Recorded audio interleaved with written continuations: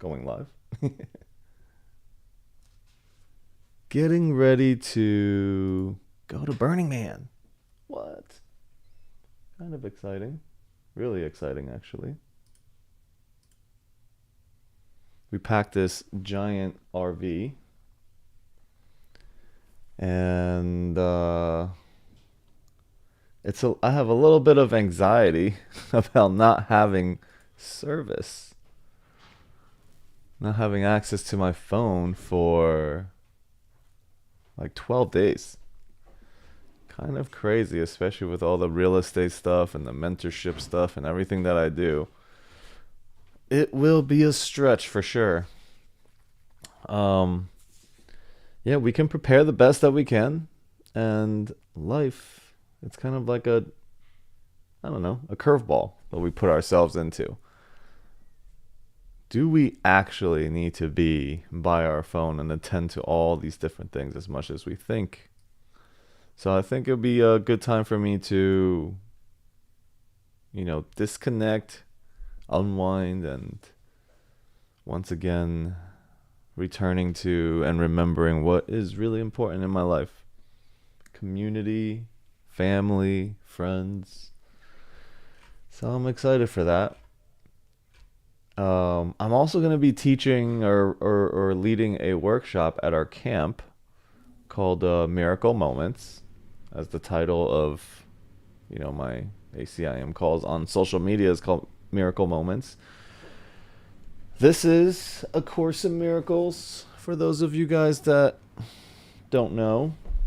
We've been teaching this and studying together for, I think, going on 5 years or plus now. It's when it goes over 3 years, it's hard for me to keep track, but I think like 5 years.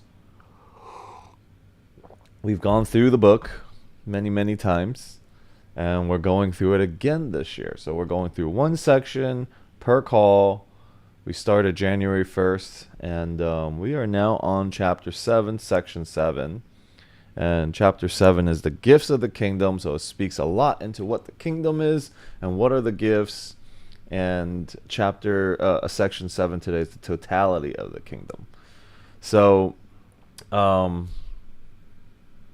yeah, we the greatest potentiality and the memory of who you are is already in existence. It's kept safe, is what the course is saying, that you are still in the kingdom, that the kingdom is not a place to go or to seek, but the kingdom is a state of mind. Okay, the kingdom is a state of mind. And so imagine a kingdom where everything is everybody, everything, everyone, the whole world, anything that you can think of extending deep into the universe. Like, it's like a big giant piece of puzzle, and the ego has us forget about the kingdom because the ego focuses on me as an individual and the separation of all of our brothers and sisters and of all things. We are separate from all of it. So the ego is kind of like a fog, right? The ego is the fog. The kingdom is already in existence, and you are the kingdom. It's a state of mind, and all the distractions, the shiny objects, the fog that blocks the view or the remembrance of this whole image is the ego. That's the problem.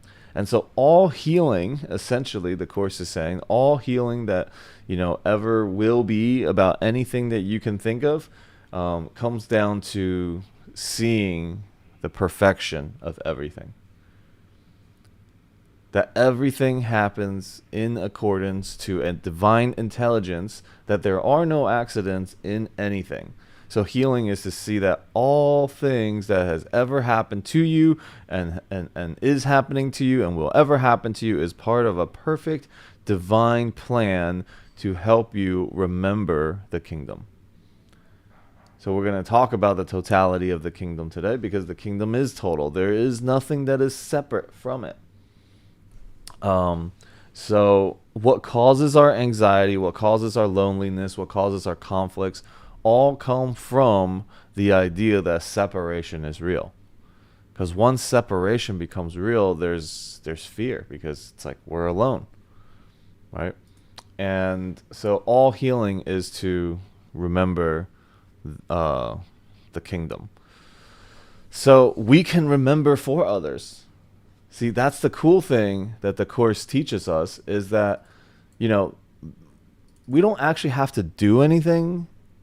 You know, a friend of ours, my wife and I, she has kind of like this tumor cancer thing, and you know, it's we can feel really sad. You know, naturally we feel sad and we feel scared for others. The fear shows up. Really, it's all in us, but we can actually heal um, others by shifting our own mind, our own perspectives about it. You know, we see that, wow, this whole thing is perfect. You know, we remove our own fears, our own insecurities, and our own projections from the space. I'm mentoring this kid, Nick, and this past weekend we got a chance to sit in this beautiful ceremony with his whole family. And it was so emotional, it was so beautiful. And I remember one thing that I said to him during the ceremony was that there are some things that will only be downloaded to him, that he will be the only one that has access to.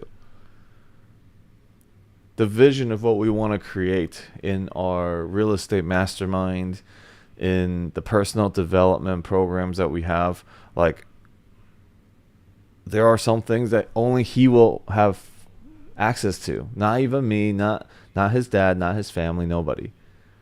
Right? And I told him at the end of that, I was like, you are going to have the strength and the courage to look to that.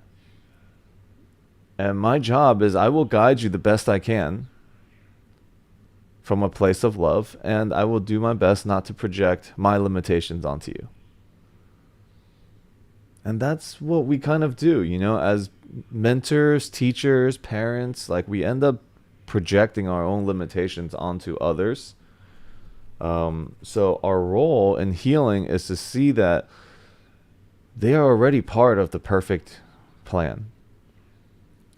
There's nothing they need to do, nothing they need to be. They already are. So our role is to help others clear this fog.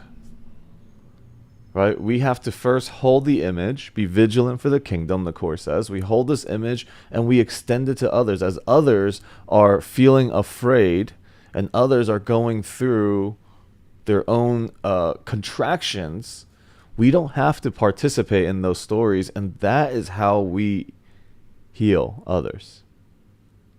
We remember the kingdom. We remember wholeness. We remember their function, their innocence, and we hold that vision for them. That they could be scared, and we can be like the rock for them. You know, we could be the mountain by holding that vision. So our job is to clear that fog, because as we do that, we're really doing it for ourselves.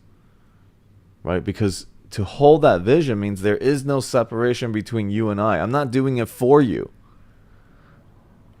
I'm doing it because that's the truth. I'm doing it because I'm trying to remember the vision. Right? And as you step into that place where you remember no things and no people are separate, like, peace and calm comes over you. That's why giving and receiving is not a separate thing. It happens at the same time, because as I remember the kingdom for you, I'm doing it for me. See, from that place, it's not like I'm healing you. It's just like I'm remembering the kingdom for myself. And so the Course says one of the only things you have to do throughout the day is literally see Christ consciousness, or see the Holy Spirit, whatever you want to call it. See the light in someone else. The ones that challenge you the most. That's where your work is. We all have our curriculums. People come into our life on purpose. So we get a chance to be more compassionate, be more loving to others. How can we bless more people?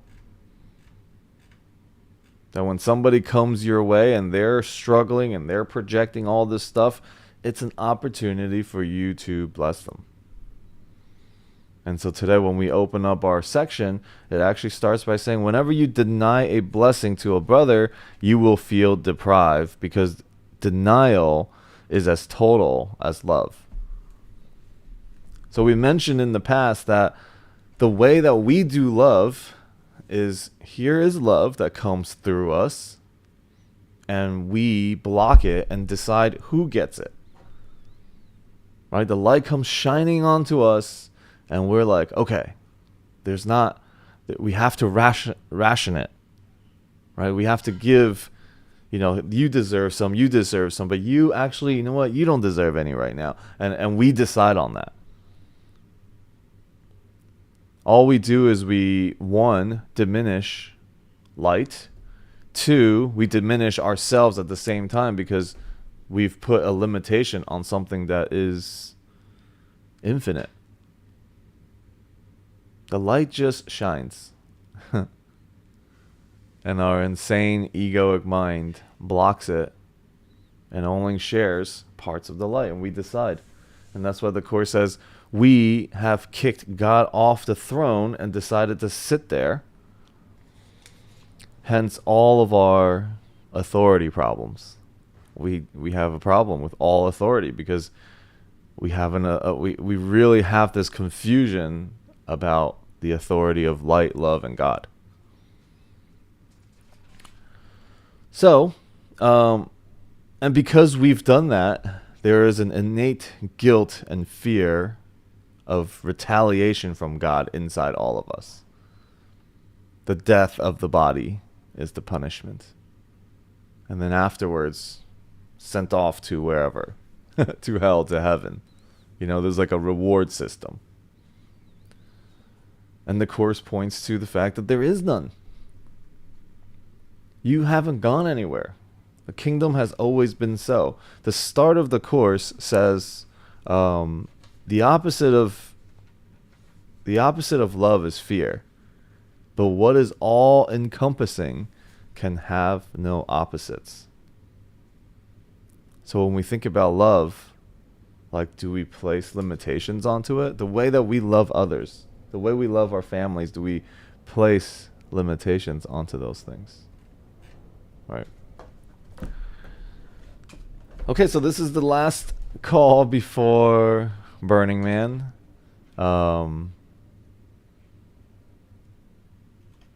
I will still have my book with me, definitely. So hopefully you guys will continue to read little things here and there. A lot of times when we don't have someone or something to keep us accountable, we tend to just fall off. And once we fall off, it's hard to get back on. So, let's see. I'm going to read a section from A Year of Miracles with Marianne Williamson, day 294. I bless the abundance of others in order to increase my own. How perfect. The ego's world is limited, but God's is not. On the material plane, there are only so many pieces of pie. But on the spiritual plane, there are an infinite number. My having a piece doesn't mean there is less for others. And others having a piece doesn't mean there is less for me. There is enough for everyone. There is enough room for everyone to be beautiful. There is enough room for everyone to be successful. There is enough room for everyone to be loved. I generously wish for others what I most wish for myself. For what I bless in their lives, I will allow into my own.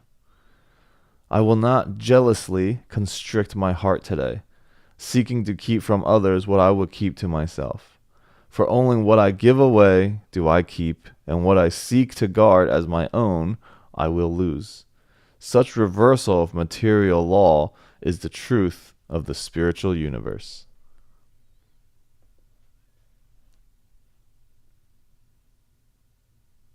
It's a shift. It's a shift, and we can practice this, holding this vision for ourselves every day. Where do I feel like when others win, that means it's less for me?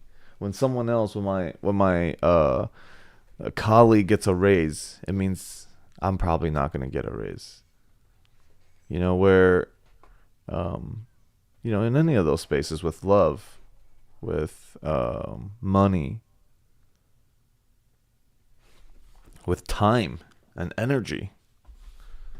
What does it feel like if some was given here? It means it's lacking somewhere else, right? That's a shift in mindset. It's a shift into abundance mindset, actually, and that's part of the remembering of the kingdom, is that's the law. To have, give all to all. All right, I can open it up now if anybody wants to share. I just wanted to kind of start us off, and if anyone wants to share anything, any challenges, any success stories, anything you want to celebrate, yeah, what's alive for you guys this week? Know that there's no accidents that you're here, and whether you share or not, your contribution and your presence is part of the collective awakening and healing. So if you're tuning in live on Instagram, that as well, Facebook, LinkedIn, and especially those of you guys that are on Zoom.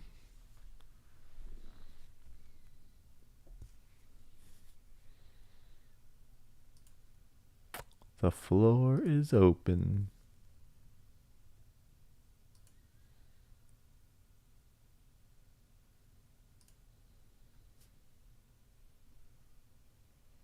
Okay, then. I will read. Let's do some reading then and see if something opens up for us.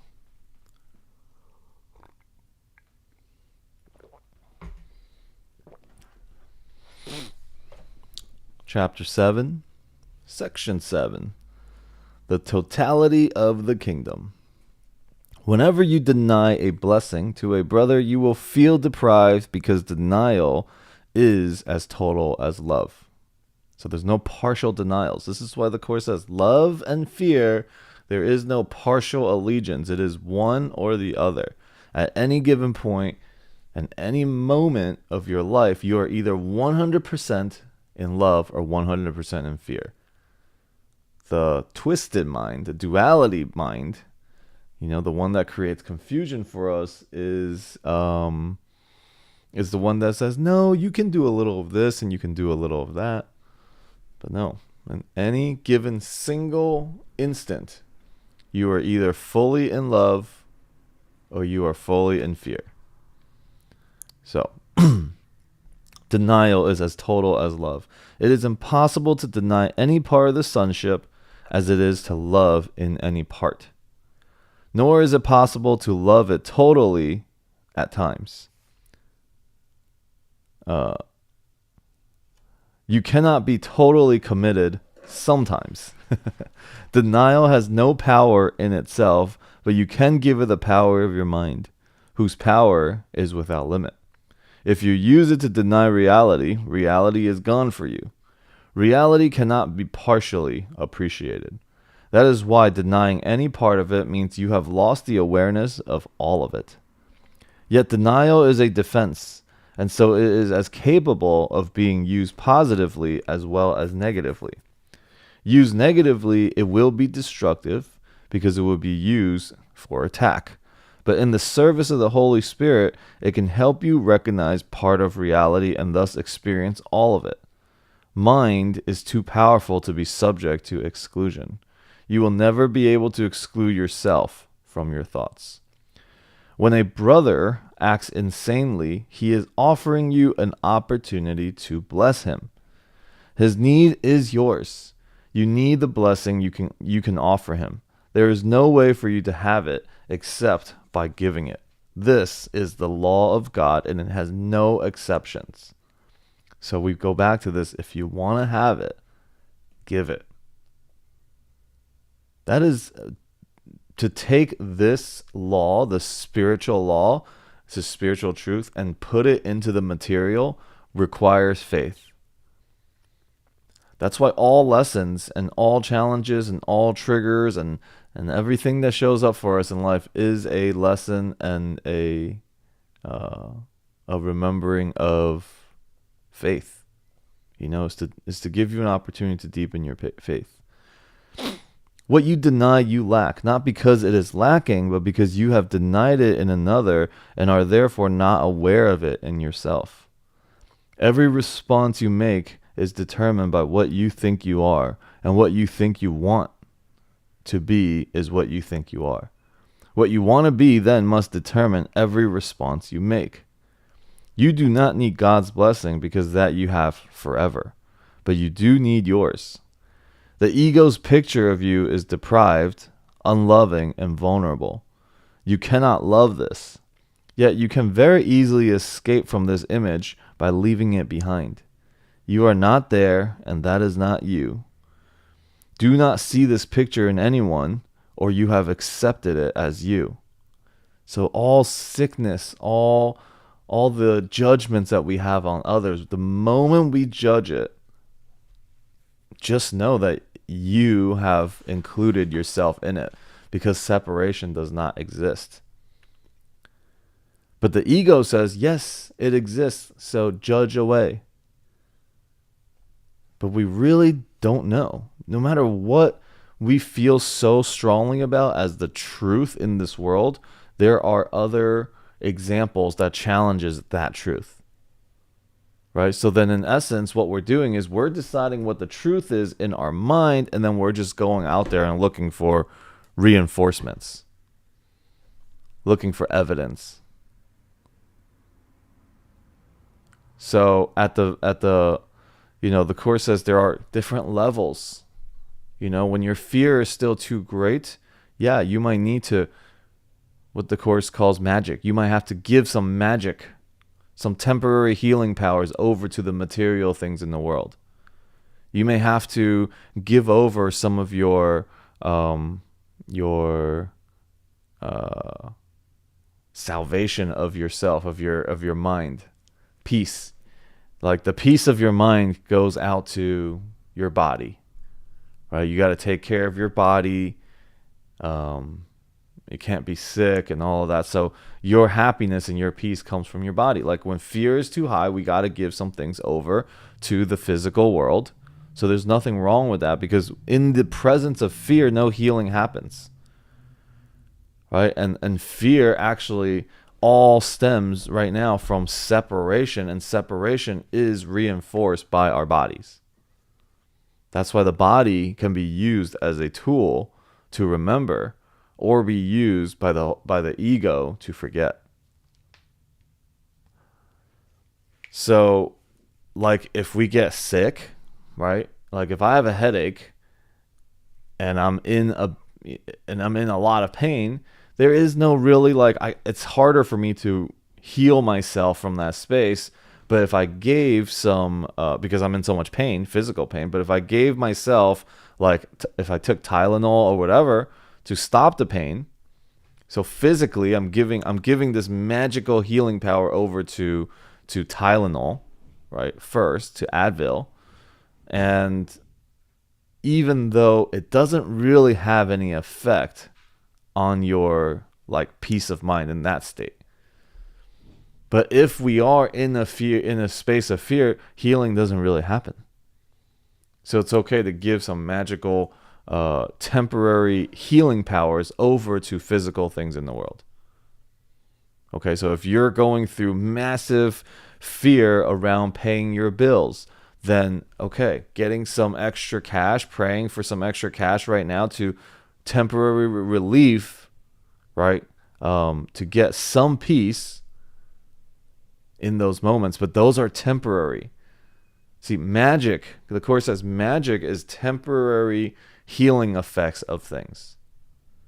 But if we make that the truth, it actually makes us more sick. Because it has us forget the kingdom. If it has us forget what we really are, the one mind that is connected to all.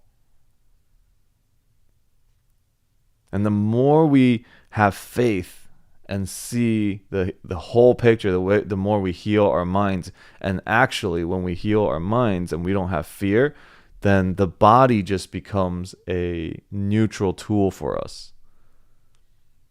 The body is no longer the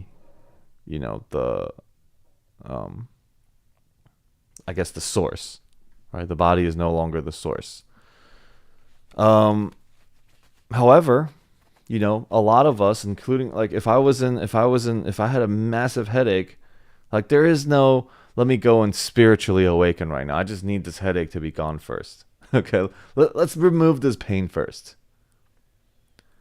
But the removing of this pain actually doesn't really bring me peace. Because what it's showing me is that the body is fragile. And now I have more fears.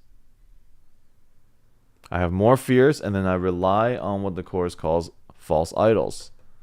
Now Tylenol and Advil becomes an idol.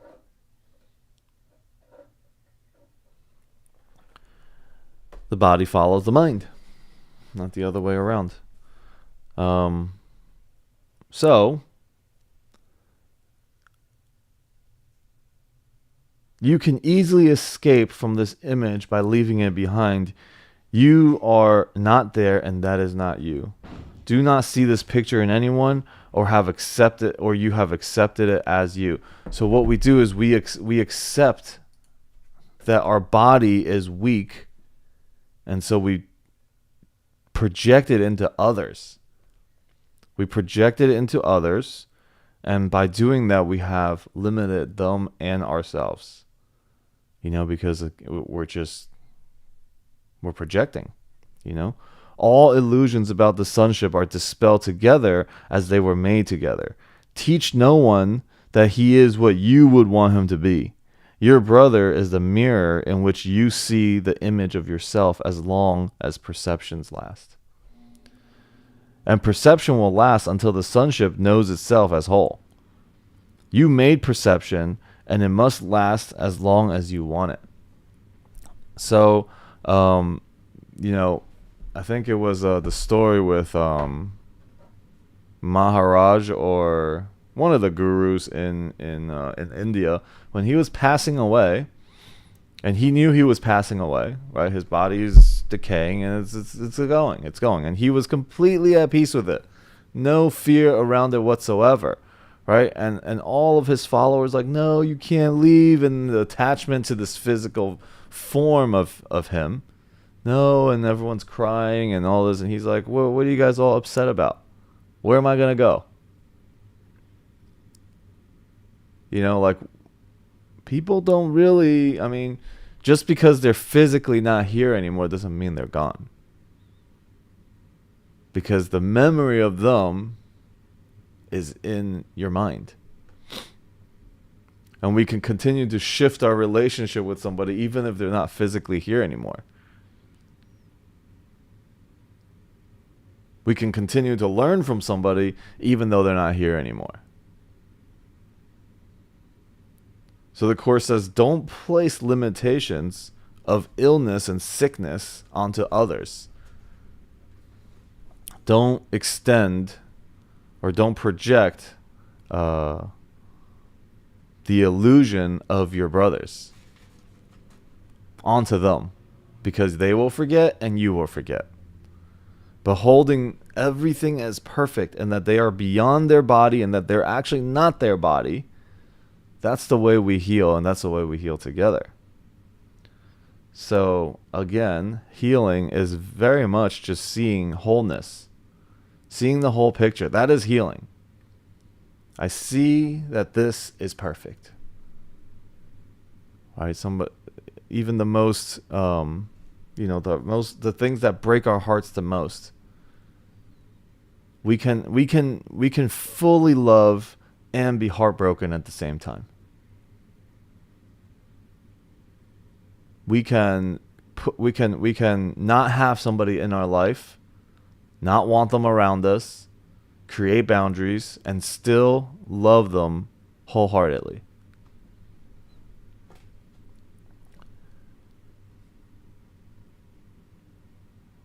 We can take Tylenol and Advil and give magical healing powers to oh my god, what is it called when you get cancer, chemo? We can give healing powers to all these different healing modalities and still not be of the body. And still know that those things are temporary healing things. That's why the Course says magic and miracles. Magic is the stuff that you give temporary healing powers to. Magic is the Advil that you take that gets rid of your headache. Now, there's probably another way through thought to get rid of that headache too, through the mind. But you can only believe which one is truly real. It can't be both. Either Tylenol is God or your mind is God. That's it. Okay, so you can still take Tylenol and know that your mind is God, or you can start taking Advil and Tylenol and believing that that is God. So you can reflect on that and hear whatever you want to hear out of it. But know that all healing is to remember and write the order of cause and effect. Okay? We have a cause and effect for us is like something happens outside of us, and then that determines my experience. Right? I can go to Burning Man and say this and this and this, and all of these things have to happen in order for me to have a good time. Or I can bring the good time to Burning Man. Right? I mean, one of them heals your mind, and the other one has you forget. Right? You actually become sick as you believe that things, as I believe, that things at Burning Man need to happen a certain way in order for me to enjoy it. I need to have my AC. I need to have my RV. I need to have whatever it is that I think I have to have. Then I will be comfortable. You know? So like, I'm so glad, because I'm sure that when I'm at the playa, I'm going to appreciate so much and be grateful for all the things that my wife has packed for me and thought of for me. You know, and they're all great and perfect. And I'm going to be so, like, I'm grateful. What did we say last week? We're future grateful. I'm grateful right now for future gratitude. I can break the time. But again, my point is, your way of being and what you carry to something. When I see my brothers, do they have to behave a certain way for me to accept and love them and want to be around them, be kind to them? Or can I bring kindness and love to it first, knowing that it doesn't matter now what they do, because I can still bring it. It's up to me to bring it. See, there's a cause and effect. There's an order right there. And you are constantly reinforcing one or the other for yourself. And the more you reinforce one, the more that becomes a part of your unconscious mind, and you operate from that without as a reaction now. Right? So that can be used anywhere. Before you go and see your family members, before you go into work, before you have your next investor call, before you do the next anything, do I require something outside of me for me to feel validated in certain ways? When I throw my conference in October, do I need the room to be filled and then I can feel a certain way about myself? Or if one person shows up, can I still be the same? Right? That's the distinction right there. That's the writing. Miracles write the order of cause and effect. It's either something outside brings me peace, or peace comes from source, from God. Where is the cause? I think that's a way for us to look at life and just navigate through life. Am I feeling upset because my partner is doing X, Y, Z? My partner reacts to the way that I do this. Is that why I'm upset? Or have I already projected before? Right? That's the question. What's the cause and what's the effect? Illusions are investments. Okay, so now we're talking about this whole cause and effect thing. There's an investment. Illusions are investments. They will last as long as you value them. Values are relative, but they are powerful because they are mental judgments. The only way to dispel illusions is to withdraw all investment from them, and they will have no life for you because you will have put them out of your mind. While you include them in it, you are giving life to them, except there is nothing there to receive your gift. The gift of life is yours to give because it was given you. You are unaware of your gift because you do not give it. You cannot make nothing live, since nothing cannot be enlivened. Therefore, you are not extending the gift you both have and are, and so do not know your being. All confusion comes from not extending life, because that is the will of your Creator. You can do nothing apart from Him. And you do nothing apart from Him. Keep His way to remember yourself, and teach His way lest you forget yourself. Give only honor to the sons of the living God, and count yourself among them gladly. Only honor is fitting gifts for those whom God Himself created worthy of honor, and whom He honors. Give them the appreciation God accords them always, because they are His beloved sons, in whom He is well pleased. You cannot be apart from them, because you are not apart from Him. Rest in His love and protect your rest by loving. But love everything He created, of which you are a part, and you cannot learn of His peace and accept His gift for yourself and as yourself. You cannot know your own perfection until you have honored all those who were created like you. So this whole section kind of going in circles about you, your brother, God, your brother, God, all have the same will and is of the same love. And so honor all.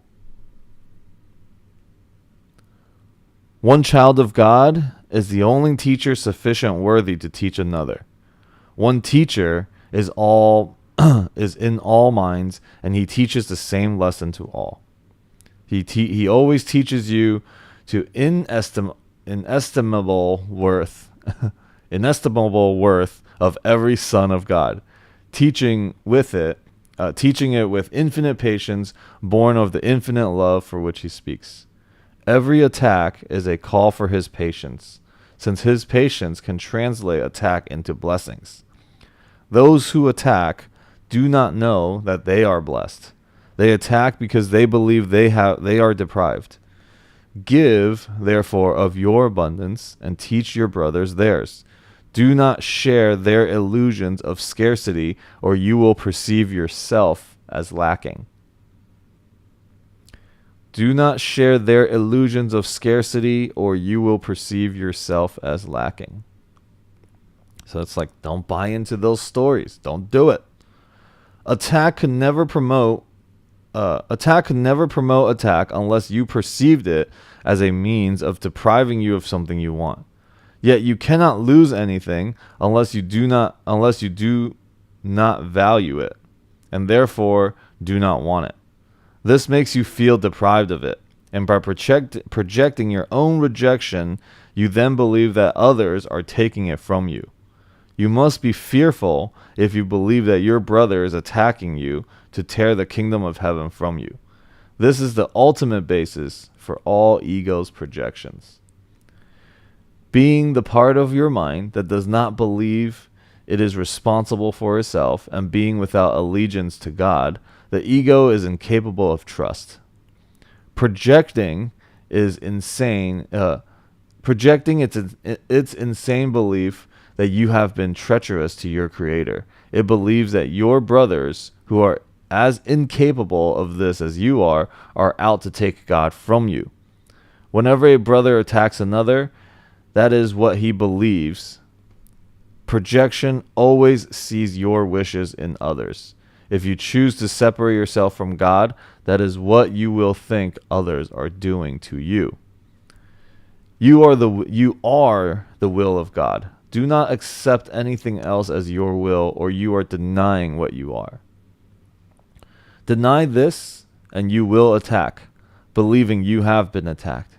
But see the love of God in you, and you will see it everywhere, because it is everywhere.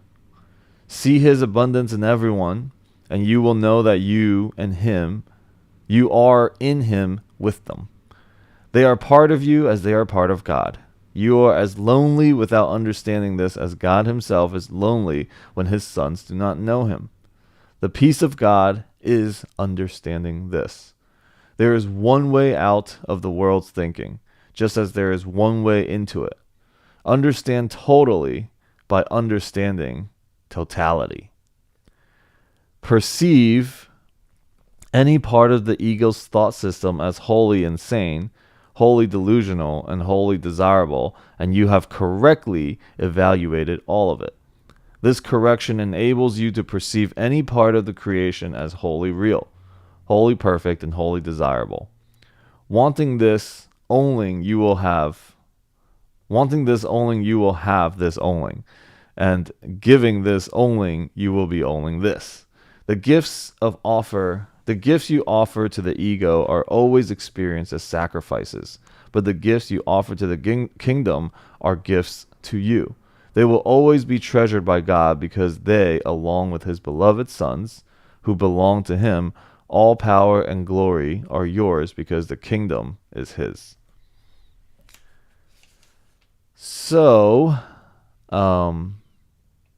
thoughts? Anybody hear anything in there that they want to share?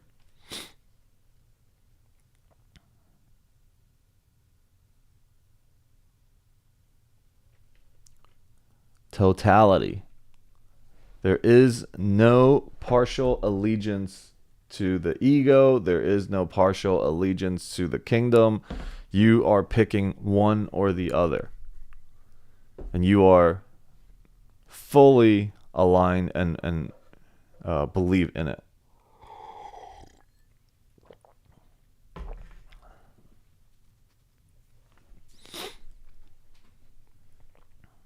So going back to the vision of one world costs you the vision of the other.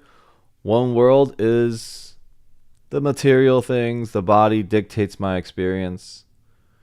Outside things dictate my experience. And we will blame, we will attack, we will lash out at those that we say we love.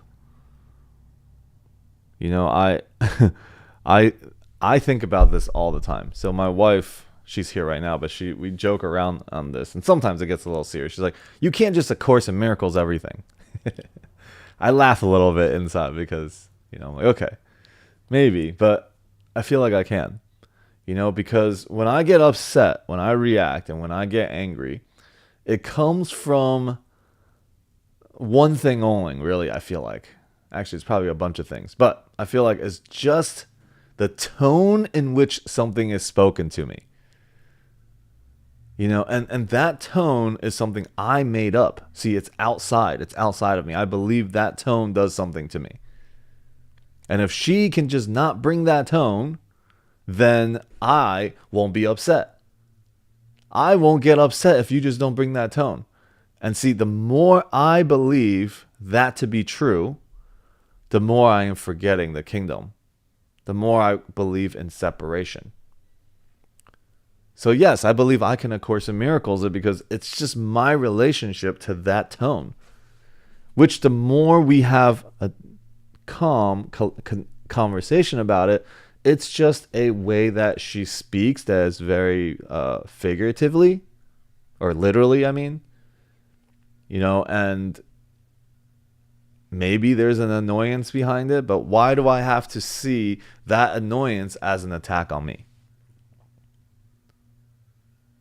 Right? So that's why the more in those situations where you are triggered and you respond with anger, or you respond with anything other than complete love and peace, that is exactly where your lesson is. So yes, I believe I can A Course in Miracles these things, and for our relationship, we get to have a conversation around it. We just talk about, like, I can't just A Course in Miracles it and then just let it go and not talk about it. Until we get to a place that we are connected and we just trust. So everything is about deepening trust. Our relationships are about deepening trust, so that if she gives me tone or attitude, and that I respond a certain way, that we can both be in full trust that this is not an attack on each other. Right? But what we do is we get into these fights and then we make it like this is an attack on me.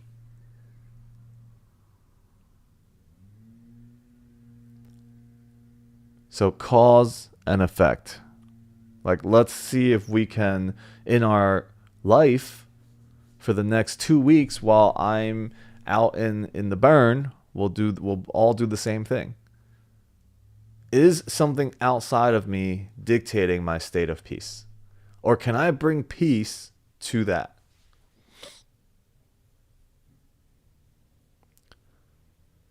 I had a little epiphany this past weekend around mosquitoes. You guys probably most of you guys know how annoyed I am at mosquitoes all the time. And I start spraying myself like crazy, and I got these stickers. I stuck these stickers all over me. Nothing really works.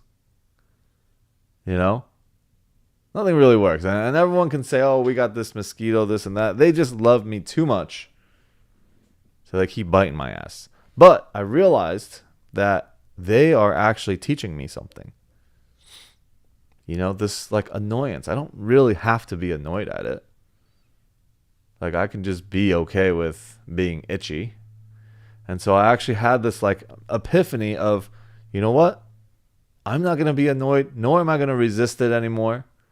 Like, I will freely give. That was my thing. I'm going to freely give. So I actually have moments where I saw a mosquito just sitting there. I was like, okay, take what you need. And I actually had a fun experience with it for a couple moments, right? Then it became annoying to me again. And then I started spraying myself again. So it's a kind of like I guess that's my work. But see, I can have fun with this work and I can laugh about it. And then it's not that serious anymore. I don't get so annoyed where I will project and attack other people because I'm annoyed at these mosquitoes. Right? So like that just becomes a thing that my relationship with these mosquitoes. Now, do I have to put myself in an environment to have those lessons? No, I don't have to be there. I don't have to sit by the swamp and get my ass bit. But that lesson can translate to a lot of other lessons too. Ooh, big deal, Alex. That love gave you some tone. because you interrupted her work while she was doing something else and you're asking her to do shit, and then she gives you tone, and then you react.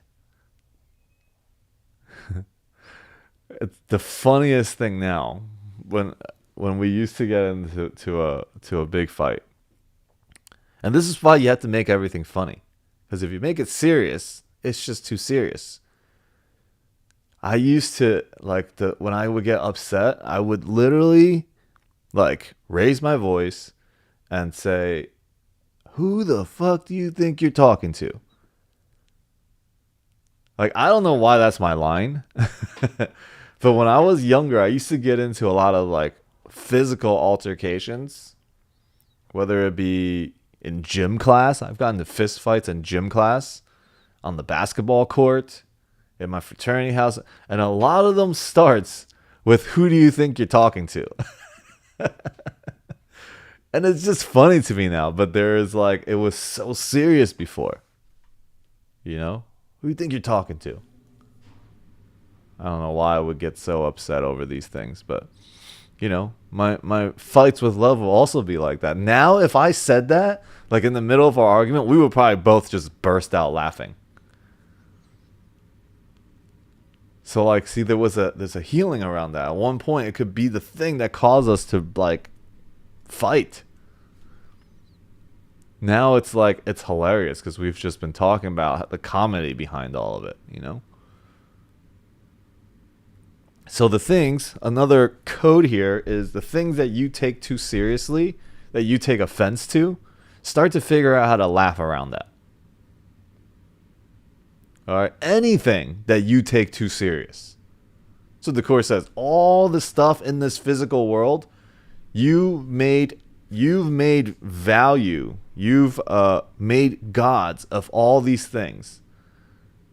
So to ungod those things, you have to laugh at it. You have to laugh at the offense to those things. All that you treasure, untreasure it. I've had so many teachings around it. I've made God of my A Course in Miracles book, and then my dog just chews the whole thing up. Never chewed anything up ever. Decides to chew my A Course in Miracles book completely up. How crazy.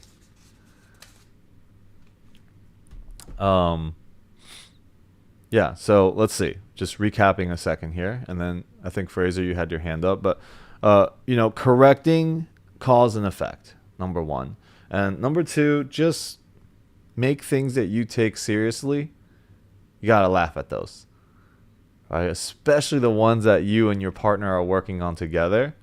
Because I'm sure if you have a significant other, your family member, whoever is very close to you, right? Those people anger you. There are things they do that just annoy the crap out of you. Let's make it funny. Bring the comedy to those things. Because you're holding something sacred that is not really sacred. Okay, when you make all things not sacred, all things become sacred.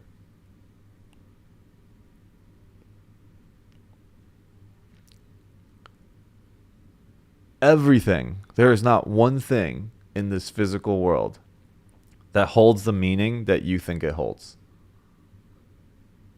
We have symbols of things, and then we create a special relationship to it. And then we put a little fence around it, a little city wall around it, and we say, "Don't touch this. Don't step on this. I love you, but if you step on this, I will kill you." We will go to war. That's how we do love, and that's how we do all the things in this world. We make exceptions. And we make them special. And in making something special, we have actually dimmed its light. Yeah.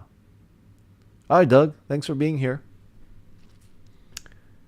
So, with that being said, anybody want to share anything?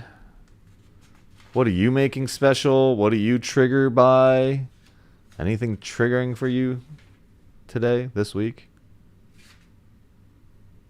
Presidential election, people,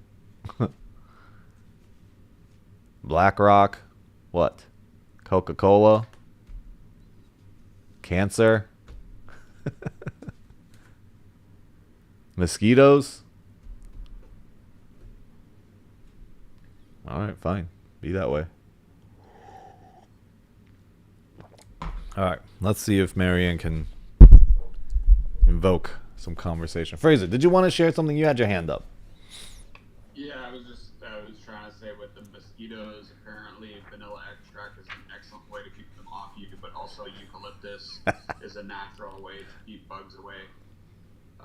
Eucalyptus is actually one of the strongest things that I know of, but vanilla was one of the ones that I just recently heard about. So, I mean, just putting it out there. Yeah, I'm sure I'm sure like everybody's like, "Oh, use this organic thing, use that." I'm like, "Yeah, if I was a mosquito vanilla extract, I'd be like, "Yum." Especially That's what especially on I Alex's thought it was arms. weird. I mean, I used to get bit an absolute ridiculous amount, but whenever I go out into the wilds, I use tea tree oil and eucalyptus, and I don't get bit when I use that. But vanilla was one of the ones I just recently heard about. Right. I should go out there in a bubble. Then I'll be good. I'll be the guarantee. That could be your costume, boy in a bubble. No worries, Alex. There's no mosquitoes in the desert, okay? So you're gonna be safe this time for 12 days. Yeah. Unless Nelson brings it in his suitcase, or Eric brought it in his suitcase from Florida. You know what, Fraser? He's right. I heard the vanilla thing too, that it works on bugs. So Really? I heard that, and if it's for your house, since we're in Texas and it's really humid, and God forbid you open a door with AC, they come flocking every bug. What I had to do in our patios is pour a bunch of like Fabuloso on the back and front patio, and then water it down because Fabuloso is really strong, and that has kept them at bay. And then on your skin, a little bit of vanilla, and I think a little bit of water. I think Fraser or something Yeah. somebody told me about, and they sprayed it, and they smell really good. But apparently, the mosquitoes and bugs don't like it for some reason. But I've heard that. I feel like there's got to be something that is like a sound wave. You know, like using sound to keep them away from you. How are you gonna do that? Yell and scream around like a crazy man? No, I think there's like a certain pitch that like, you know, I mean it works with like Like a rodents. dog whistle? Yeah. Like Except for mosquitoes. We just got to find out what frequency they don't like. Yeah, and make sure humans don't like it either. That we can tolerate it at least. We can't hear half of those things, you know. True. You're right.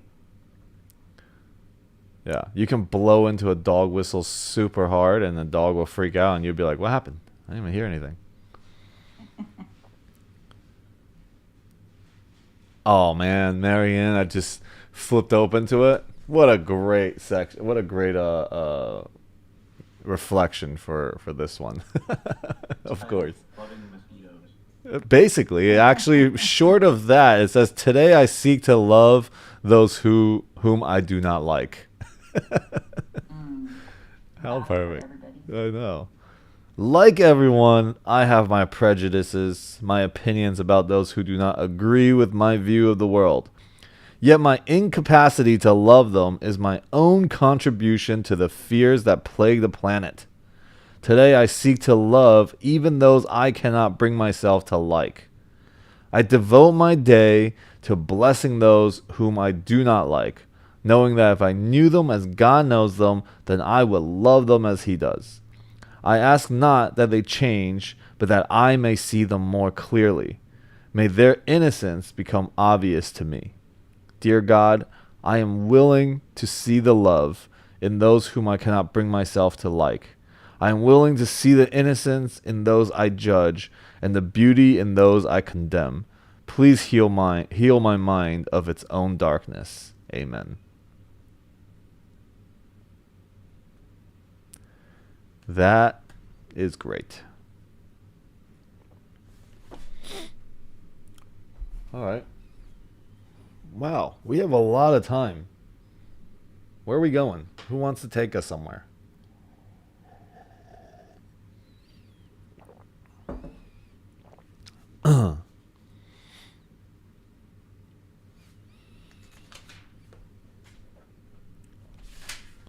We have one more section of chapter 7, and then we will move on to chapter 8. Oh, no, sorry. I made that up. Nope. 1, 2, 3. Oh, chapter 8. I love chapter 8. Chapter 8 is the journey back.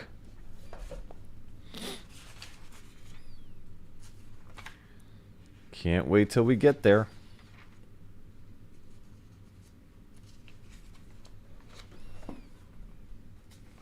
Alright, let's go to Manual for Teachers and see if there's anything good back here for us to get into today.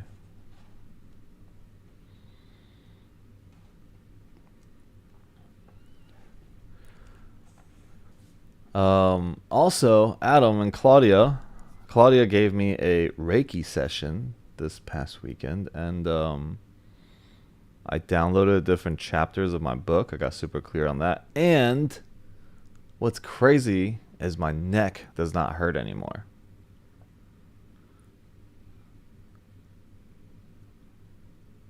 I was skeptical about Reiki for a while. However, I have been made a believer. That's amazing. I know. That is amazing. My attention. I sent all of that right to your neck. Nice. Yes, I remember there was a moment you were by my neck area. But I noticed that in the gym yesterday. I was like working out and I was like, oh wait, I don't even feel this thing in my shoulder, my neck right now. Like it was there for so long, I was just like, you know, I've gotten used to it, and then I realized, whoa, it's not even there. So it's great. Can you elaborate on that a little bit? Like I've heard of Reiki, but I can jump in there and elaborate since we were both co-facilitating. You know, it's interesting, and it probably is going to be exactly what you're going to read from Marianne Williamson too. But it's like when somebody lays down, there's different kinds of Reiki, right? There's Reiki remotely. There's Reiki where people are channeling through energy. There's Egyptian Reiki. There's Asian Reiki. There's shamanic Reiki. And so Claudia works with Egyptian or Sekim Reiki, but we also do sound healing at the same time. And what this typically does, like if somebody lays down for a Reiki session and their eyebrows look like Eric's eyebrows on the phone right now until he relaxes between the brow because he's not staring at something or resisting or focusing, like we're focusing really hard or the resistance, you can tell what's going on, within the body. So if somebody lays down for a Reiki session and they've got a furrowed brow and they're a little tense, the body cannot let things in, similar to what Alex shares over and over like, do I take an Advil or do I actually notice where I have resistance, notice where I'm holding tension, find a place and walk barefoot on the grass, listen to meditation or some kind of frequencies to relax the central nervous system so that the tension can be released, right? What's the goal? Sorry to interrupt you, but when you do these sessions, what's the goal of these sessions? Well, why do people do it? That's something that the mind would ask. So if you just give it time to not have a goal and just to actually receive and be in that space of receiving and find trust and surrender, like the sound healing and the different energetics to allow the body to get a little heavier onto the surface so that then the frequencies of the Reiki connection move through. It's clearing the chakras, clearing the energies, clearing blocks that aren't in the mind, that are in the body. But when the mind is focusing on what's the goal, how are we going to clear? Because we're trying to focus on there is something to clear. When the mind is actually putting in the way, that which is in between ourself and perfect love, which is what Course actually says too, and that's where the healing is at. When I'm focusing on there's a goal, that means there must be something wrong or something to achieve that isn't here already.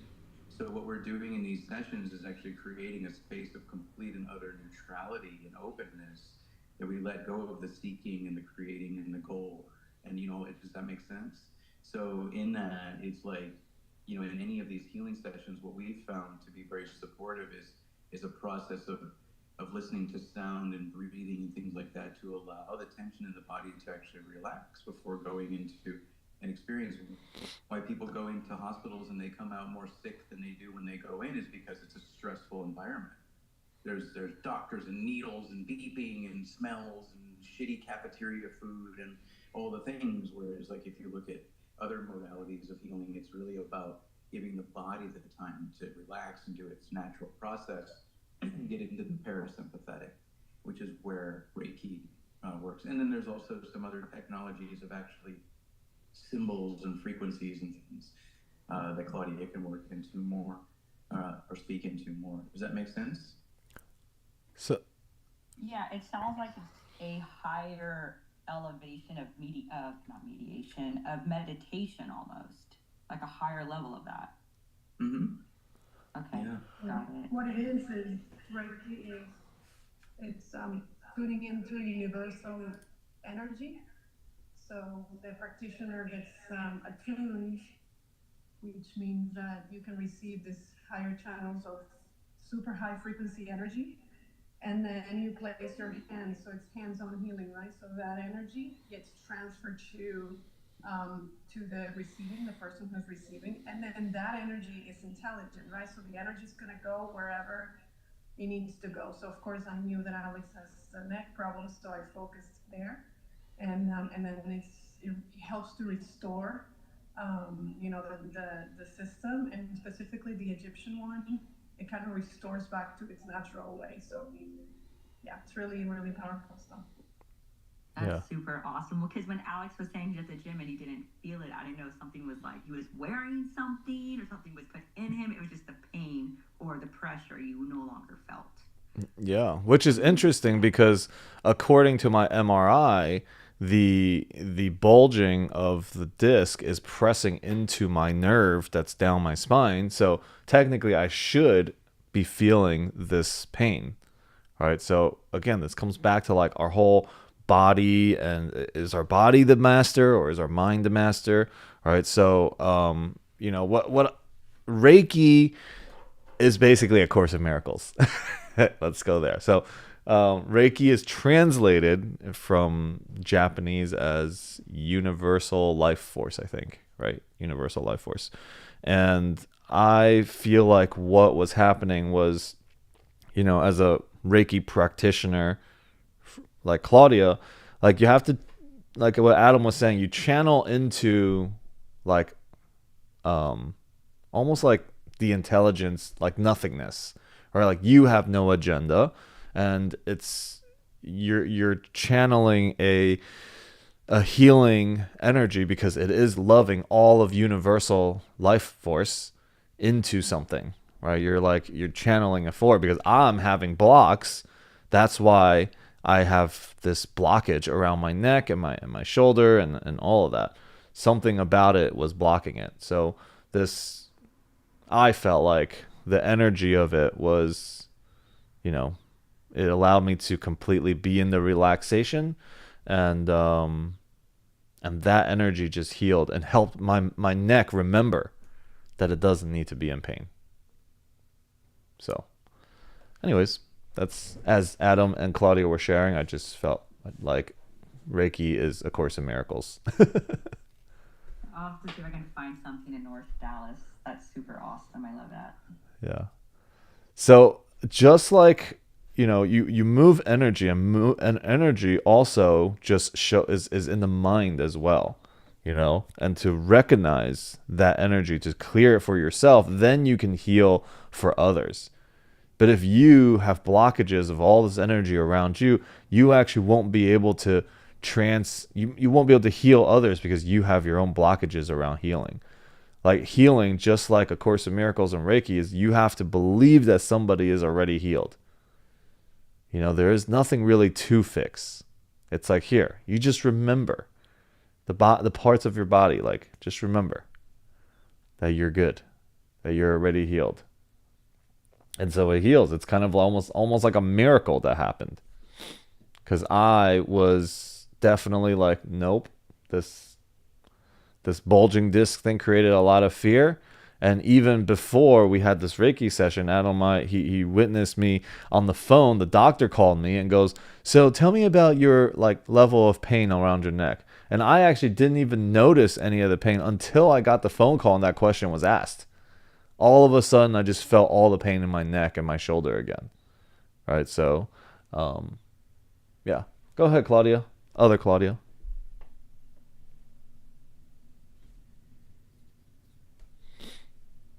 So I want to share this. Oh, I think I turned this up again. Hi. Hi. Hi again. So I had a similar situation, having a conversation this past weekend with someone else that I was dealing with something more in my field, that is dentistry. And I had a conversation with this person, and she had shared with me about some infection that she's been running about 7 years around an area in her mouth. And she was scheduled to have extraction of all those teeth because it's been creating infection over and over and over. And exactly like you explaining, the miracle happened. She just texted me this morning and telling me that whatever information I shared with her, the external infection is gone. She's like, I don't have more than external infection. And thank you for what you share. I didn't have the opportunity to thank you after the weekend, but I'm very grateful, because the only thing that I say is some of the things that I'm, in my understanding as well, as I have a Reiki practitioner, not as deep as Claudia, but I do have that in my space, that once you give that acknowledgement to your body and what is the real root of that. And in this case, I asked her, what are you been dealing with? And she's like, all the programs and the things that my family had like placed on me, and resisting and battling and going again in the space. And I say, how do you feel is that about? And then this is, I didn't even check what it really means for her, but and she told me, like, it's just about my family. And I say, okay, then you have the power to heal back your teeth. Don't let them extract it, because that's the real root. They're gonna just fix the symptom, and then it's gonna pop into some other place. Maybe the organ that is connected to that tooth or those teeth. So just very, very grateful. So she's only gonna be going to that appointment as a, what is the other opportunity that she has for that. But I give her, the full, like, what do you have an infection, and you take a little bit of antibiotic or do something that it will help your immune system to battle itself. And it's exactly about the neck, because the same process that you're doing, Alex, I did it. I did in 2018, Claudia, and I don't know about it. I was ready to get surgery, and it didn't happen. And then what happened, Mama Deborah was there too. So, I never thought I had 3 bulging discs, and the pain was excruciating for a long time with a cord in my arm. And same thing, I give the opportunity to my body and give the power to heal itself. And here go, 2024, 5 years later, I never got the surgery. And the people that I know that they got surgery because of the suggestion or the advice by doctors, they're still not okay. Mm-hmm. So for me, it's more functional than they are after surgeries. So it's just another miracle. Yeah. To understand that all this is a divine process for us. We just kind of resolve things so quickly, and we don't know what the process takes for. So, yeah, that's what I wanted to share. Yeah. Thank you for sharing that. Mm-hmm. So, again, it's kind of like just recognizing this divine universal energy that flows through everything. And when we align to that thing, everything is healed. When we align to that frequency of mind, everything is healed, because the body no longer really actually exists the way that you think it does. That means your physical form, they're just cells, they're just atoms and molecules moving, vibrating at different frequencies. And those frequencies will shift based on what you believe and make real in your mind too. So if I start focusing on, maybe the money that I might get from this lawsuit, or if I start focusing on the pain, or maybe anything that gives it more reality, makes it more real, it will come back. I have no doubt that if I made some things, if I started to focus on some other things that are scarce thoughts, that this pain will probably come back.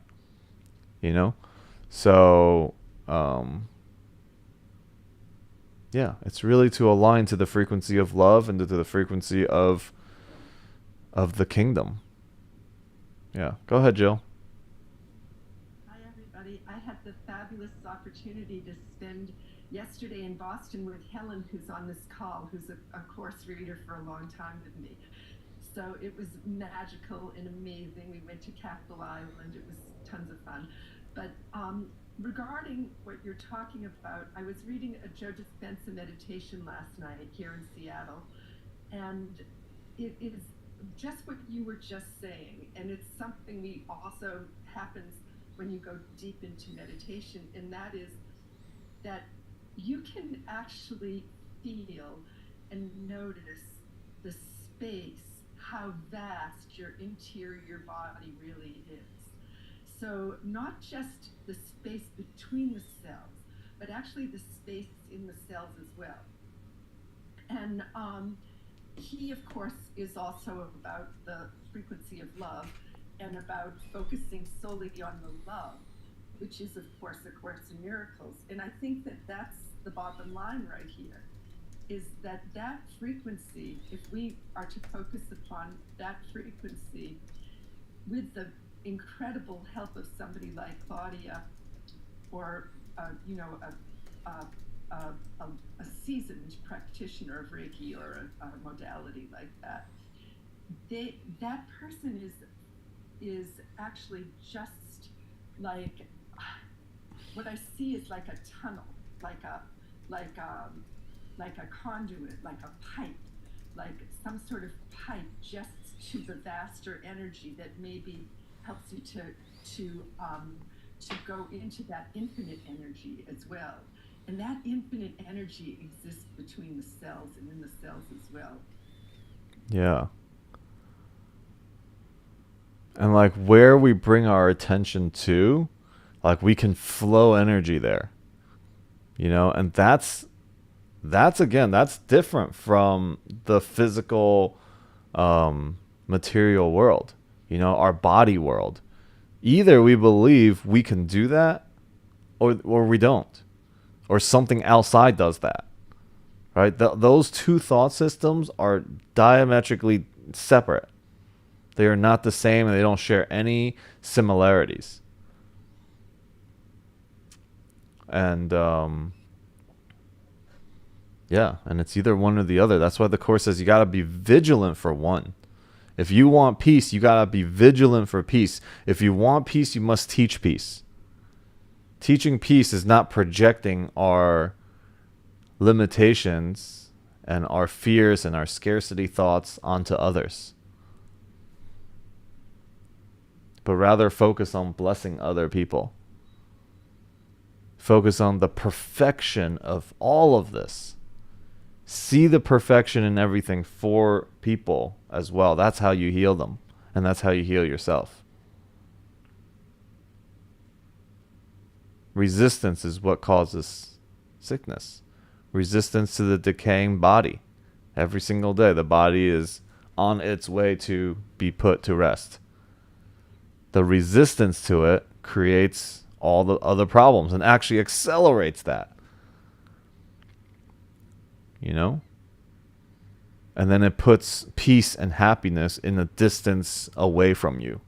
There's always a doing something else to go to get that, but that is always an arm's length away. And I can never really touch it, but I know I'm close. If I can just have this be my way, then I'll have it. And it's just like, as soon as you have your way, nope, it just went a little bit further. Right? Knowing that it's not outside of you. That's the game. So Jill, thank you for what you just shared about the spaces and all that, because I was trying to think of a meditation to bring it all together for when I do my workshop at Burning Man. Joe Dispenza has a good one.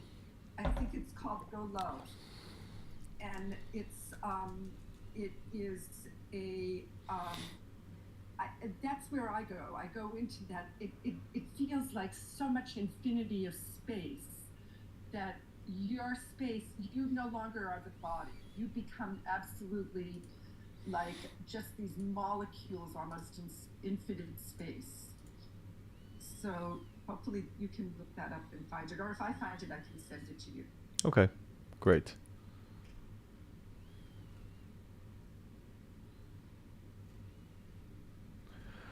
All right, so we are coming to a conclusion of our last call in August.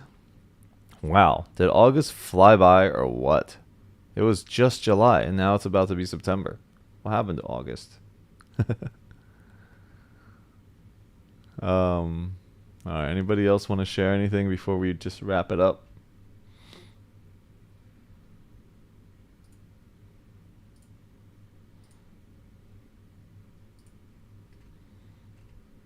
Okay.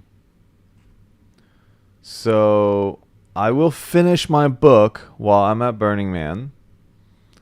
And I would love for everybody to preview it and give me some feedback when I'm done. This book will be published before October 21st, which is my conference in Las Vegas. It is Real Estate Meets Tony Robbins, legendsimpact.com. We have some amazing speakers.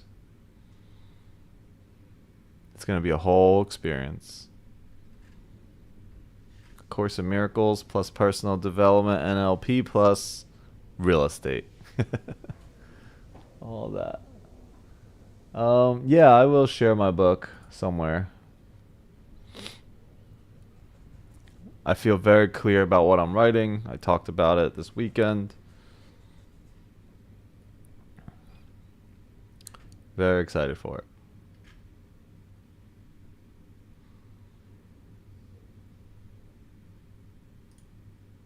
Okay then. It's been real. See you later, August. And I will be out of touch for 12 days. I'll miss you guys, and see you guys in September. Thank you, Alex. Enjoy, man. All right. Bring lots of pictures, lots of stories. Oh, I will. Thank you. Talk soon, everybody. Bye. Have a good time.